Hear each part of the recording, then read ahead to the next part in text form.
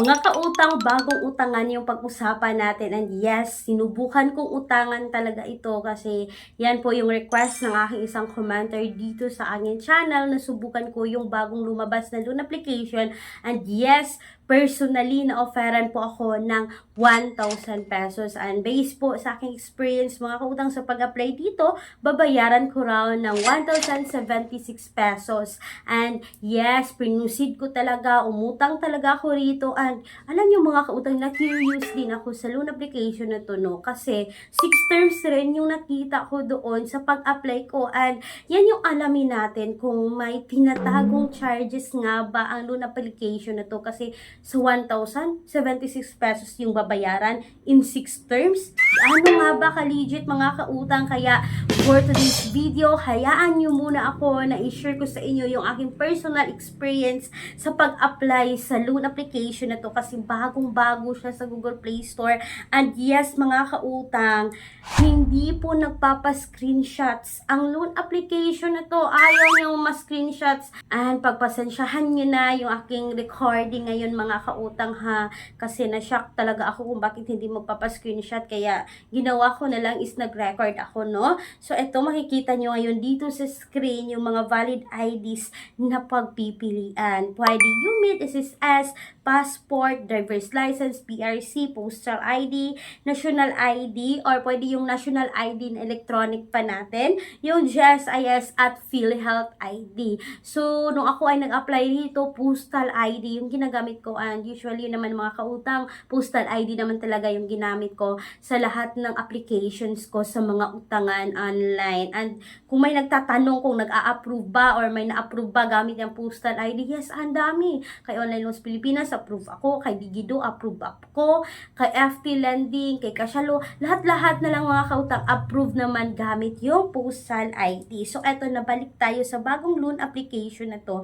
Nasabi kasi dito sa aking commenter, no, good afternoon po, ma'am, pwede po pa-review kay ZRT Lending. Salamat. So, and that's all about ZRT Lending mga kautang. ZRT Credit Loan PH under kay ZRT Credit and Lending Corporation. As yes, you can see dito sa screen, ito ay naka-SEC registered but hindi submitting, hindi accessing entities sa CIC, and kailangan nyo i-install, kailangan nyo i-download to, no? So mga kautang, kailangan nating i-agree yung privacy statement natin, yung location, yung device data, yung camera and album, at yung app usage natin. So kailangan nating i-agree para tayo ay makapag-proceed sa pag-apply dito.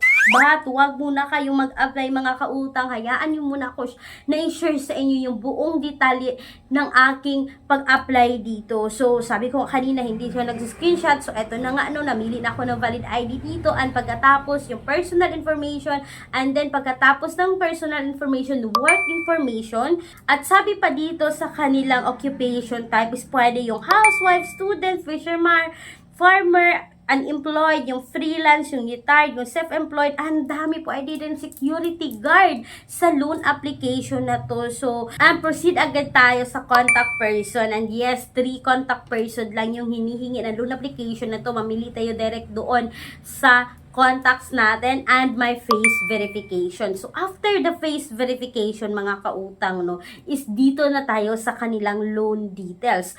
So, makita nyo ngayon dito sa screen, mga kautang, no, na 1,000 yung offer sa akin. At makita nyo ngayon dito sa screen, mga kautang, na first installment pa lang is 1,076 na. So, ibig sabihin, bawing-bawi na yung 1,000 na principal amount mo dito. And, sad to say, sa second installment hanggang 6 installment is tig 1 peso na lang. So, hindi na to babayaran pa. Hindi na to kasali, mga kautang. Parang propaganda, parang advertisement, parang pampaganda lang ng image nila to, but hindi naman nakakatulong itong sinasabing installment. 7 days lang naman. At dito sa pinakababa, mga kautang, scroll down nyo lang yan, no? Scroll down nyo lang itong loan application to, makita nyo yung service fee. And yes, meron itong service fee na 230 pesos. So, ibig sabihin, mga kautang, nasa 770 na lang yung ma-receive natin at babayaran ng 1,076 pesos in 7 days. So, hindi po buong ma-receive yung 1,000 dito. May service fee na 230. And yes, mga kautang, pinusit ko talaga yung pag-utang dito to see if mag-a-approve ang loan application, mga kautang, no? Pwede GCash, PayMaya, and GrabPay. Pero, sad to say, hindi po ako na-approve dito kay ZRT. And ma'am, sana'y nakatulong tong quick honest review ko about sa loan application na to noon. Uulitin ko, hindi ako na-approve kay ZRT personally. Sinubukan ko gamit yung postal ID ko sa 1,000, hindi buong ma-receive.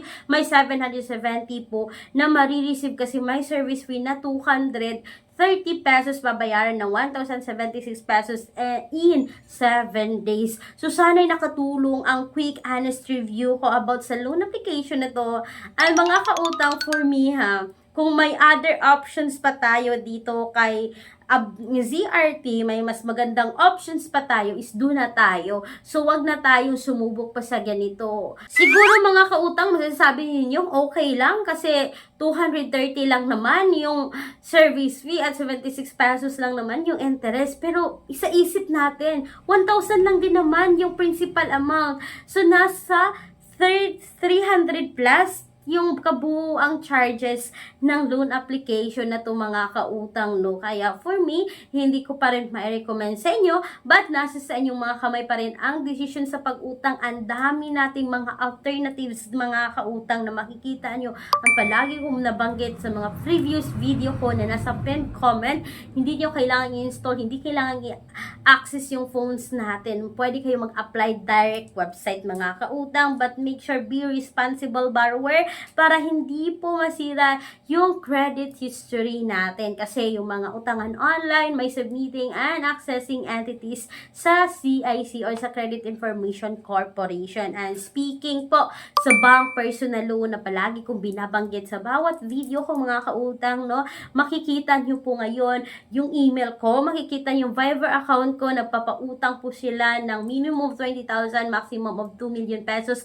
For more details, pwede nyo akong email, pwede nyo akong tawagan sa aking Viber account para ma-share ko sa inyo yung mga buong detalye ng bank personal loan na to. So, mga kautang, sana'y nakatulong itong quick and honest review about sa loan application. Mag-ingat tayong lahat, mga kautang, kasi dito po sa Davao Region, Davao City, no, ay nakaranas ng malakas na lindol. Sa lahat po, mag-ingat po tayo, be safe po, mga manalangin po tayo na sana'y malampasan natin ang mga ganitong trahedya, kasi hindi natin to madidetect kung kailan darating. Bigla-bigla na lang susulpot yung lindol. Kaya be safe po sa lahat. Ang sana'y nakatulong itong quick and honest review ko about kay ZRT. Once again, this is Clarice, ang inyong number 1 palautang, dahil utang is life. Bye bye bye, mga kautang!